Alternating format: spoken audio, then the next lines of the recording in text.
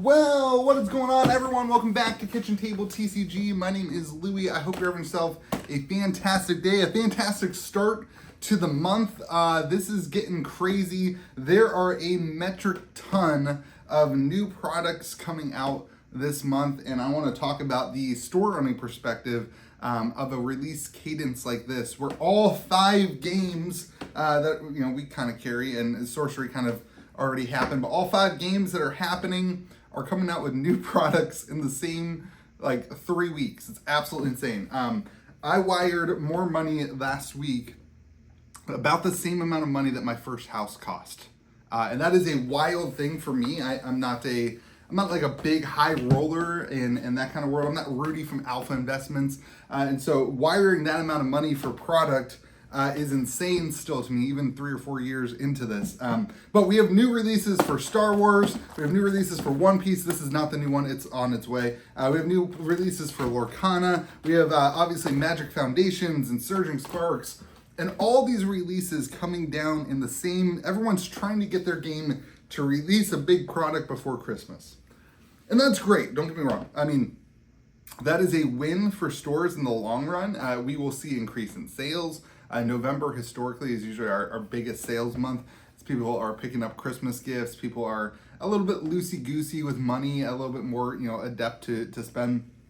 But also, the companies know that, so they put pretty good releases. Foundations, a lot of hype, excitement around Foundations right now. We're going to be streaming Foundations packs tonight at 8 o'clock if you're interested. And Pokemon, Surging Sparks, absolute home run of a set. Everybody is on fire about it. Absolutely crazy. But then even the other games like Star Wars Set 3, Lorcana Set 18, One Piece has like a reprint set of all the sets from 1 to 6. So all these things coming down the pipeline at the same time. What does this mean for a game store? Well, for a game store, it means you have to have capital. And this is what's wild, and I don't think a lot of people see on the other side of this. You hear a lot of YouTubers say things like, never open a game store unless you have 50 grand or 100 grand in the bank, money ready to spend. I don't love that attitude. I started my store with $10,000 that I got from selling some old camera equipment and from that kind of thing. And you scale it up and you grow and you make decisions that allow you to take the next steps. But it's days like this where I really understand that philosophy. In order to not be completely and utterly stressed out, and in order to have any semblance of a relaxation in life, you have to have the capital to buy this stuff without having to flip it instantly. I remember back, Lord of the Rings Special Edition, I did not have that kind of capital in my business account. And we spent like 30 grand on Lord of the Rings Special Collection, and then nobody wanted it at the time. Absolutely nobody wanted it. And so I had to pivot and move, and we ended up opening all the boxes for singles. So we couldn't even move the sealed product at cost. I tried it to my patrons, the supporters of the channel. So we moved all the product as singles, and that worked well. We made a little bit of profit. We moved all the product. But I'm now in a position where buying all this does stress me out. And I'm not a billionaire, right? I get it does stress me out. Wiring that amount of money does stress me out. But because I have the capital and I'm not at all leveraged on it, I don't feel the influx of being able to say, hey, I gotta get rid of this right now. I gotta sell this right now. I gotta dump it right now.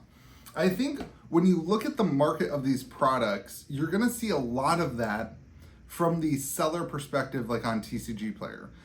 Maybe Surging Sparks, the outlier of that, because it's absolutely pumping and going insane. I've got boxes up for $140 on the website, KitchenTableTCG.com, if you want to buy any of this stuff. We got pre-orders up. I know people are really looking for Surging Sparks. I think our price is lower than most people. But you're going to see people dumping product in order to just recoup the cost, because if you are in these 5 games, right now you've got, a $10,000 bill for Star Wars and a $15,000 bill for Pokemon and, a $20,000 bill for Foundations, and you've got to get your capital back so that when those collections walk in the store, when those things walk in the store. So I think you're going to see a little bit of a dip in the prices of some of these products. Again, Surging Sparks might be the outlier.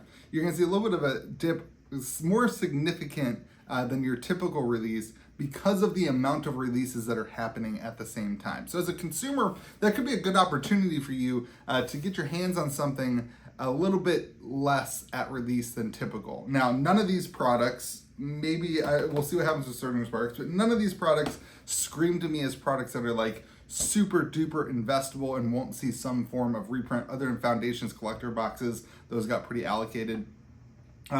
But a lot of this stuff I think is going to be on the market for quite a while, but still that kind of initial price point after release, you may see some decrease in price as a result of so many games being launched at the same time. So as a consumer, that might be a really great thing for you. As a store owner, this is the type of thing that I think people really struggle with.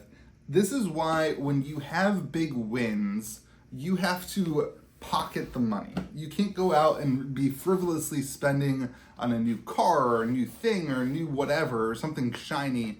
This is why a lot of game store owners get in trouble, because they make some money. A good set happened 6 months ago. They make some money and they go out and they buy themselves a bunch of cards or a bunch of whatever for their collection, and they double dip into that, and then they don't have the capital for when things like this happen. It starts freaking out. And I've done that. I've learned that lesson twofold. And there's times even when, around this time of year, a lot of people are selling their collections. I've had a lot of people reaching out to me, KitchenTableTCG@gmail.com, to sell their collections. A lot of people trying to get money for Christmas. So you have all these things coming in at the same point. And if, as a game store, you don't watch your spending, then when a release happens like this and you've committed to, tens of thousands of dollars worth of boxes, and you don't have the money to come up with it, that causes a big problem. And that's where you see a lot of these, cancellation of pre-orders, a lot of that kind of thing on the internet, because game stores get over leveraged in what they've committed to, and they forget, I committed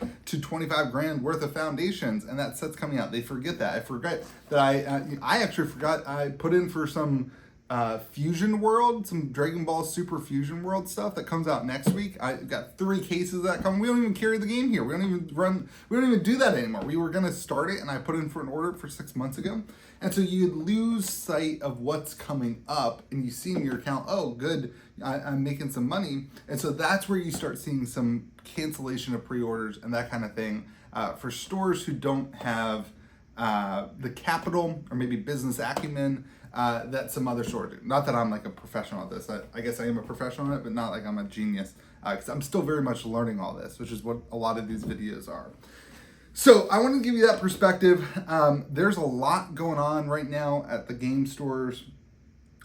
If you have a friend who is a game store owner, go give them a hug and be like, it's going to be okay. You'll get through November. But I think at the end of the day, it's a really big win if you do have that capital. If you have the capital to go in on these products, it's a really big win, because all these products are coming out at a time when a lot of people want to spend money. A lot of people are interested in it. A lot of people have a little bit extra family time, and they're spending time with their friends, and they're doing Friendsgiving, and they want to crack some packs. It turns into this time when people overspend compared to when they're saving up for a vacation or when they're saving up for the other thing. And so that turns really well for the LGS at the end of this month. So that's my perspective. You also, the other side of this that I think is very important, you're going to have Black Friday sales for TCG Player, which are going to cause another influx of sales.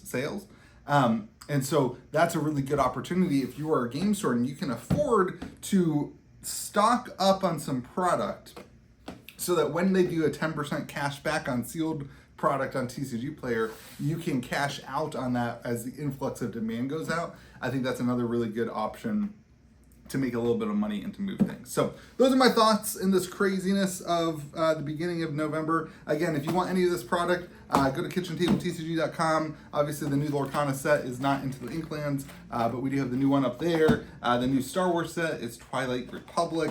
You've got the new One Piece set. This one's not it. It's called The Best. It's like it's a reprint set. It's pretty cool. It's sets 1 through 6 reprint. Foundations, Surging Sparks. Head on over to KitchenTableTCG.com, and then you can also join the Discord server as well. I hope you have yourself a great day. Remember to be kind to the people around you. Let me know what you're excited about in the comment section below.